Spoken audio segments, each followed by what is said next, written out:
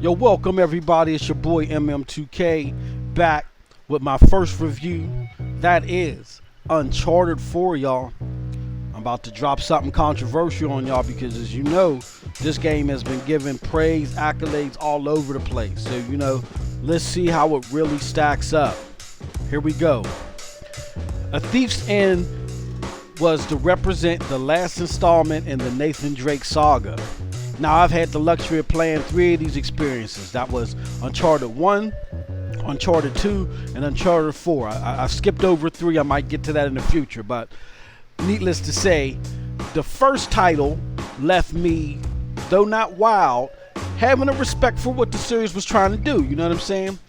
Now, this was due to the newly built climbing mechanics at the time, the storytelling, and the visuals. Now, where I thought the series, was trying to take gaming to the next plateau was with Uncharted 2.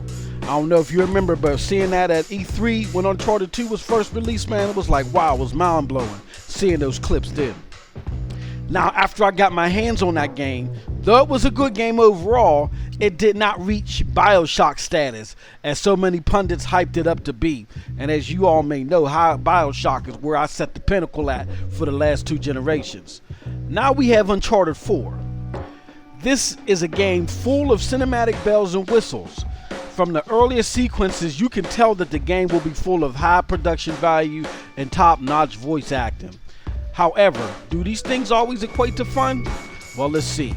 Now, before we get into this video, I just want to break it down real quick for you, how I do my reviews here, MM2K, and then how we do it at the PNTS network, We got 4 categories when it comes to reviews. Those 4 categories are visual implementation, product placement, and game depth, and last but not least, game mechanics. All right? So what we do is, depending upon how the title does in each of those categories, it can be anywhere from 0 to 105. 0 meaning, dog crap is horrible, to 105 meaning you went above and beyond, you above 100. You know what I'm saying? Visual implementation is how the game looks visually to the style that they was trying to present to the gamer, how well they did with that. Product placement is what they advertise the game to be opposed to what it really is. You know what I'm saying? Did they try to do some foolery, some trickery, and con people into buying something and playing something different than what they thought they were getting? Game depth. How was the gameplay? This is the meatiest part of the whole deal to me. You know what I'm saying? But game depth is how well the game mechanics, the level layout, all that stuff, how it works together, the gameplay, all that stuff. And last but not least is the official game mechanics with, as far as like time response with the button layout, is there any bugs, all that stuff. So those are the 4 categories. So let's get to it. You know what I'm saying? First and foremost, visual implementation. We gave this game 104, total points. The graphical display and textures are still amazing in the series, you know what I'm saying? The feel presented by such sharp visuals adds plenty to the visual experience when traversing the terrain. Even the gun models look good, you know what I'm saying? Like, man, I'm pulling up these different guns, man. They look so good that I just wish they had more pop to them, but it don't matter. I'm gonna get to that later. Overall, the look is superb. All right, so next we go to product placement. We gave that 65 points. You know what I'm saying? Now let's be honest here. The game was severely overhyped, okay? Every PlayStation/Uncharted diehard wanted this game to go out with a bang critically. Therefore, you was hard pressed to see anything under 90 for this game. Now, it's advertised as it's a marvel in gaming. And you know what? I'm gonna keep it real here. What cannot be disputed is the production value and acting. However, this title presented less oomph in the gameplay department than I've ever witnessed in the entire series. Though having a good cinematic value as proclaimed, this is not the action marvel as advertised, alright?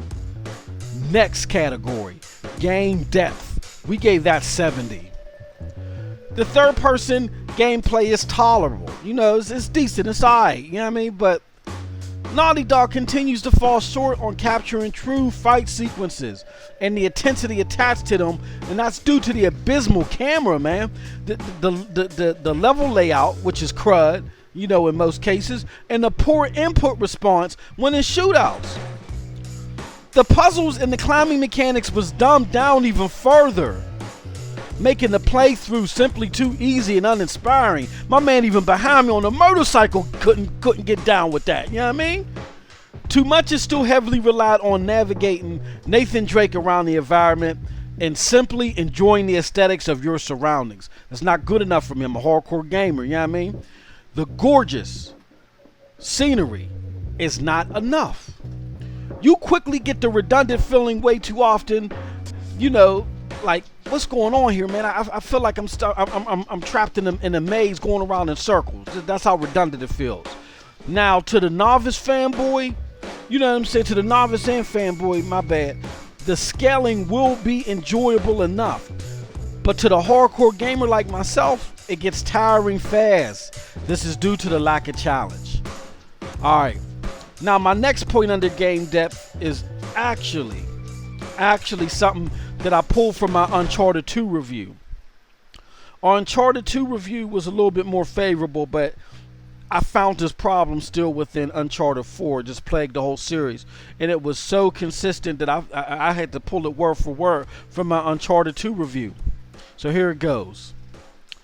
The biggest issue is the lack of mind-blowing gameplay that many of us believe will be present in this title. Returning hardcore gamers will feel this blow the most. Levels are not just as memorable as they were in the previous installment. That's from my last review of Uncharted 2, y'all. It's scary that they're still plaguing this thing, man. Last but not least for game depth, the cinematics are king here. Alright. The storytelling and cutscene dialogues continue to be the biggest draw from these titles, period. Alright. So the final category, game mechanics. How does it stack up there? There we gave it a 75. Alright.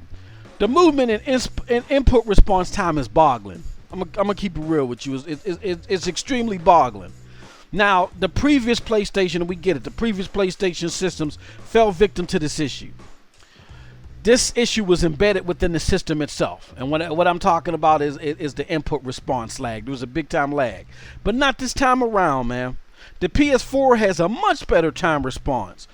Unfortunately, my boys at Naughty Dog and working on Uncharted 4 did not get the memo. I don't get it. You know what I'm saying? Otherwise, the character movement and actions are quite smooth and responsive. The game appeared bugless through our experience, our playthrough. Alright? So overall, we get a game of 79, you know what I'm saying, out of 100. 79%. It's okay. It's okay. Now, it's not fair for me to just, slap box and beat the crap out of this game and not give it what it could have had to become 100. Things needed to be 100. More challenging puzzles. Man, I had this on the second to hardest setting, man. I breezed through this. And I'm not even a PlayStation dude at that. The control mechanism should have been foreign to me. I should have way more problems. That's not serving my need for challenge as a hardcore gamer. And I shouldn't have to put it on the hardest setting to get some reasonable challenge. That's for the birds, man. I'm not trying to hear that garbage. Next thing. They need more strategic action sequences in the shootouts. Like a wider use of the landscape to conduct these shootouts, man. The level design when you try and do the shootouts is abysmal. It's horrible. It's crud. You know what I'm saying? Look, man, they Naughty Dog, this is not their big thing. This is not their thing. The third person shootout thing. You know what I'm saying? They're not like a Ubisoft or a company that's into that. Like the company that works on Gears. This is not Naughty Dog's thing. Their thing is the action and the acting. Sequences and the cinematics. They really needed to work with a third-party developer, another one, to help them on their action sequences. You know what I'm saying? Because they're having problems there, big time. And last but not least, the game could have used some better response to button commands, man. I'm telling you, that time response, it's just mind-boggling. Now, Uncharted 4, though not a horrible game, is not the bells and whistles one would hope for in a finale to such a critically acclaimed series. This title seemed to be nothing more than fanfare in a lot of ways. You know what I'm saying? Then a title reaching for broad appeal to gamers in the hopes of leaving a big-time impression that's lasting across the board.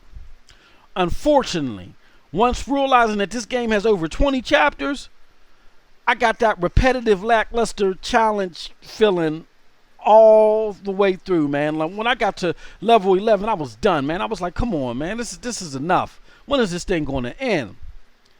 And it just led to an overwhelming feeling of, is this over yet? And that, gamers, is my Uncharted 4 review. I hope you enjoyed. You know what I'm saying? I hope you like the content. You can follow your boy on Twitter if you want some more MM2K. Follow me on Twitter, MM2K.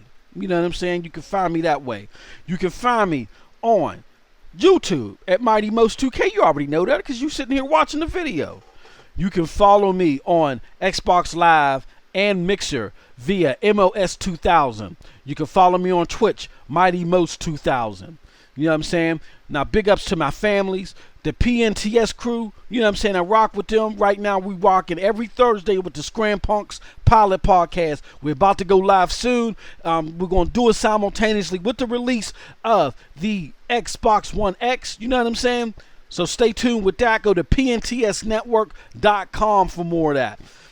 And last but not least, y'all, I'm also rocking with the Broadband Bullies.